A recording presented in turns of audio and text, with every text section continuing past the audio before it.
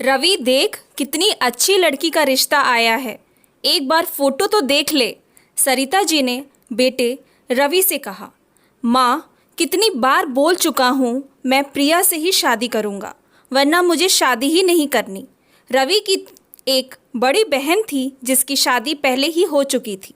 सरिता जी और रवि की बहन मोना को लगता था कि अगर रवि अपने पसंद की लड़की से शादी करेगा तो वो उनकी इज्जत नहीं करेगी और रवि भी शादी के बाद अपनी पत्नी के इशारों पर नाचेगा।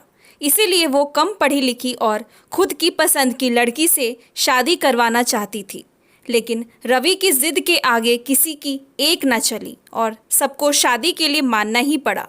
शादी के दिन ही मोना ने प्रिया में खामियां निकालना शुरू कर दिया और प्रिया की छोटी छोटी गलतियों को भी बढ़ा चढ़ाकर बताकर बहुत हंगामा किया।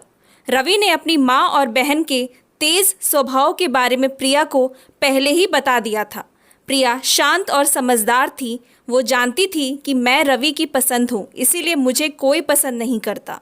प्रिया ने सोचा बहन की तो शादी हो गई है, उससे क्या डरना, वो तो कुछ दिनों में चली जाएगी और सासू माँ का दिल तो मैं जीत ही लूँगी। लेकिन प्रिया गलत थी। सरिता जी हमेशा प्रिया को हर छोटी छोटी बात पर टोकती रहती। वो सीधे मुंह प्रिया से बात भी नहीं करती। प्रिया ने कई बार रवि से बोलने की कोशिश की, लेकिन रवि हमेशा कहता धीरे धीरे मान जाएगी, तुम हिम्मत मत हारो। प्रिया ने नोटिस किया कि सास ज़्यादातर समय अपनी बेटी मोना से ही फ़ोन पर बात करती रहती है और दिन भर के क्रियाकलापों की जानकारी देती है। लाख कोशिशों के बाद भी प्रिया सरिता जी का दिल नहीं जीत पाई थी। प्रिया ये जान गई थी कि सास के कान भरने का काम मोना ही कर रही है, तभी माँ जी इतना रूखा व्यवहार करती हैं। सरिता जी अपने घर के हर निर्णय बेटी से ही पूछ कर लेती। किस त्योहार पर क्या पहनना है, घर में क्या पकवान बनने हैं, सब मोना की पसंद का होता।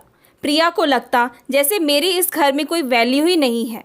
एक दिन प्रिया रोज़ के काम निपटा ही रही थी कि प्रिया के भाई का फ़ोन आया। हेलो प्रिया, कैसी हो? ठीक हूँ भैया, प्रिया ने कहा। पापा की तबीयत ठीक नहीं है, कुछ दिनों से तुम्हें बहुत याद करते हैं। बहुत दिनों से ठीक नहीं है और आप मुझे अब बता रहे हैं? प्रिया ने कहा। तुम्हारी सास को बताया था मम्मी ने। उन्होंने बताया नहीं क्या तुम्हें? शायद भूल गई होंगी। अच्छा, अब मैं फ़ोन रखता हूँ, बाय। प्रिया को बुरा लगा कि पापा की तबीयत ठीक नहीं है और माँ जी ने उसे बताया भी नहीं। प्रिया सरिता जी के कमरे में जा ही रही थी कि उसके कदम रुक गए। सरिता जी फ़ोन पर बात कर रही थी कि फ़ोन का स्पीकर खुला था, इसीलिए प्रिया को साफ साफ सुनाई दे रहा था। मोना बोल रही थी कि ये सब मायके जाने के बहाने हैं।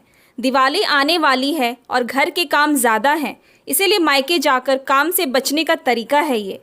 बोल दो माँ भाभी से कि दिवाली के बाद जाना। बहू को इतनी समझ तो होनी चाहिए कि अब ससुराल ही उसका घर है और ससुराल के लोगों को ही प्राथमिकता देनी चाहिए, ना कि मायके को। प्रिया से अब रहा न गया और वो कमरे में जाकर सरिता जी से फ़ोन लेकर मोना से बोलती है, दीदी आप बात तो बड़ी समझदारी वाली करती हैं, लेकिन ये समझदारी अपने जीवन में भी तो अपनाइए। आप भी तो किसी की बहू हैं, तो आप क्यों अपने मायके के हर छोटे बड़े कामों में दखल देती हैं? यहाँ के निर्णय मैं और माँ जी ले सकते हैं, तो कृपया आप अपना घर देखिए और मुझे सुकून से रहने दीजिए। प्रिया ने फ़ोन रख दिया। सरिता जी गुस्से से प्रिया को देख रही थी, लेकिन प्रिया अपने मन की भड़ास निकालकर संतुष्ट थी। Thanks for watching. Please like and subscribe my channel.